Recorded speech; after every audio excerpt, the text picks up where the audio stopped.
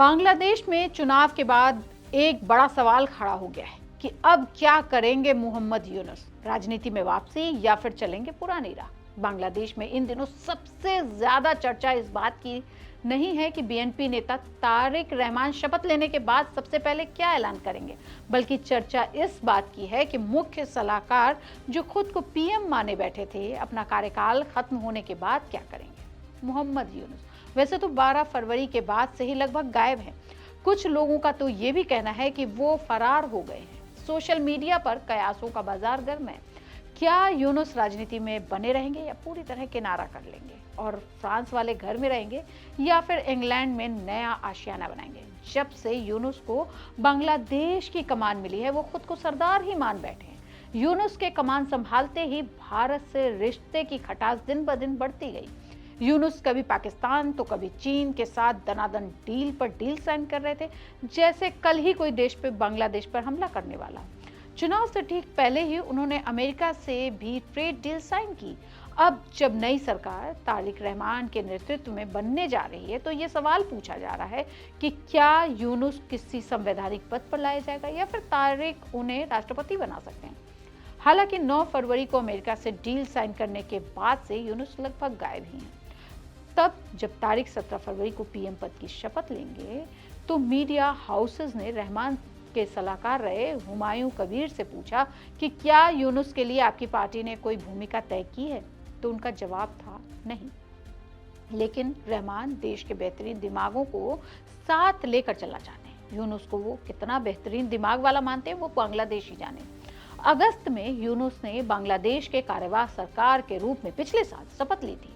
Micro credit market विकसित करने के लिए 2006 में नोबेल शांति पुरस्कार से सम्मानित किया गया था यूनुस को। बांग्लादेश में छात्रों के आंदोलन के समय वो पेरिस में थे। वहां उन्होंने मीडिया से कहा था, मैं घर वापस जाने और ये देखने के लिए उत्सुक हूं कि वहां क्या हो रहा है और हम जिस संकट में हैं उससे बाहर निकलने के लिए खुद को कैसे संगठित कर सकते हैं। उन्होंने तब यह भी कहा था कि वो इस पूरे क्षेत्र में अभी नए हैं। नोबेल प्राइज विनर यूनुस की अंतर्राष्ट्रीय साख बहुत मजबूत है। अगर वो राष्ट्रपति बनाए जाते हैं तो तारिक अनवर पर भारत को लेकर कितना दबाव बनाएंगे, वो तो वक्त ही बताएगा।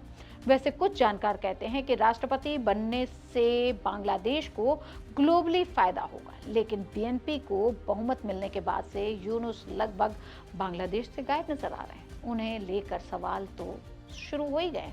अब मीडिया का क्या है, वो पहुंची यूनुस के ऑफिस और बात की प्रेस सेक्रेटरी सफीकुल आलम से, और उन्होंने बताया कि यूनुस की राजनीति में जीरो इंटरेस्ट है। 84 वर्षीय यूनुस कोई संवैधानिक पद नहीं चाहते हैं, वो अपने पुराने काम पर लौटना चाहते हैं। वो अपने 30 विजन यानी शून्य गरीबी, शून्य बेरोजगारी और शून्य कार्बन उत्सर्जन पर काम जारी रखना चाहते हैं। नए सोशल बिजनेस प्रोजेक्ट शुरू करना चाहते हैं, युवाओं के साथ काम करना चाहते हैं। उनके मुताबिक यूनुस को जो जिम्मेदारी दी गई थी बांग्लादेश को लेकर, उन्होंने वो पूरी ईमानदारी से निभा दिया है और अब सत्ता नई सरकार को सौंप देंगे। लेकिन आगे क्या, फिर वही सवाल है। फिलहाल यूनुस की स्थिति साफ नहीं है।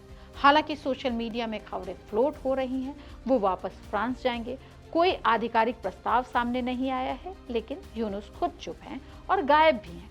मजेदार बात यह है कि उनकी टीम कह रही है कि वो राजनीति से दूर रहेंगे, लेकिन वो पिछले 1 साल से सिर्फ राजनीति ही कर रहे हैं और राजनीति में कुछ भी असंभव नहीं होता है। अब सबकी नजर इस बात पर है कि पद छोड़ने के बाद यूनुस खुद क्या ऐलान करने वाले हैं। क्या वो राजनीति में नई भूमिका निभाएंगे या फिर दुनिया भर में अपने सामाजिक मिशन पर लौट जाएंगे।